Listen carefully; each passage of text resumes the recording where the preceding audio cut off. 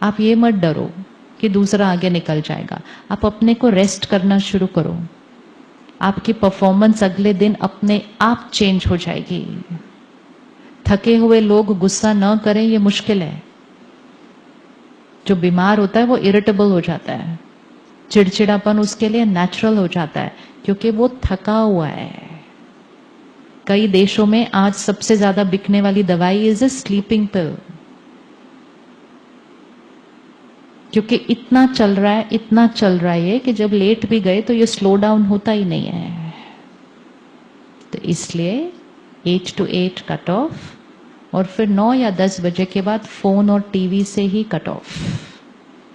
कम से कम आधा पौना घंटा इस माइंड को स्लो डाउन करने दो। सोने से पहले कुछ अच्छा इसके अंदर भरो, फिर थोड़ी देर इसके साथ मेडिटेट करो, अपने मन को क्लीन करो आज सारा दिन जो हुआ था।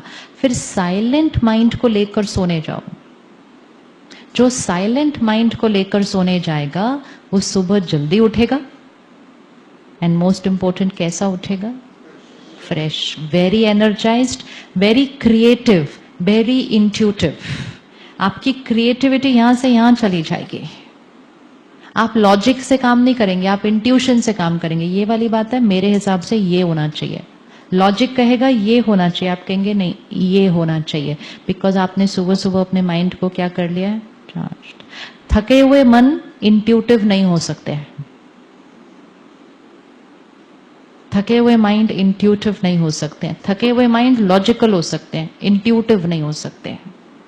तो mind needs rest. One is rest, second is positive emotional diet, and third is meditation. जिसने ये 3 चीजें डाल दी उसकी emotional health 10।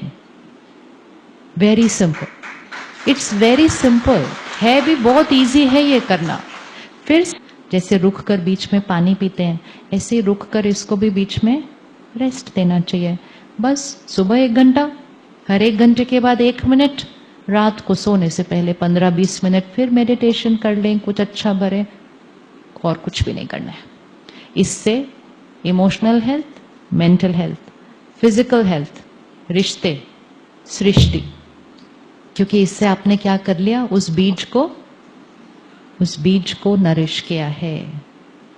This has to be done now like a necessity, no more a choice. और जिस घर में पेरेंट्स करना शुरू कर देंगे तो उस घर का एनवायरनमेंट मंदिर जैसा बनने लगेगा। जिनसे सराउंडेड है उनकी इमोशनल हेल्थ सारी डाउन है, तो बच्चों की इमोशनल हेल्थ कैसे बनेगी? तो घर के एनवायरनमेंट को, घर की एनर्जी फील्ड को, तो सुबह अपने आप को चार्ज करके जाएं। सारा दिन ध्यान रखें कि एनर्जी डिप्लीटर नहीं। कोई आर्ग्यू कर रहा है उसके साथ ज्यादा उलझना नहीं, याद रखना उसकी बैटरी के साथ बैटरी कनेक्ट हो रही है। 10 मिनट भी आर्ग्यू कर लिया ना तो उसकी बैटरी जितनी बैटरी हो जाएगी। फिर उसके बाद अपनी बात रख दो और साक्षी हो जाओ। सत्य को सिद्ध नहीं करना है, बस प्यार से अपनी बात रख दो और withdraw. I am not going to argue with you. कोई हमारे बारे में क्या फैला रहा है, इट डज नॉट मैटर। हमें जाके कुछ भी प्रूव करने की जरूरत नहीं है।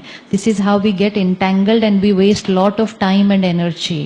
Let's focus only on our karma, our energy. Our karma will create our destiny.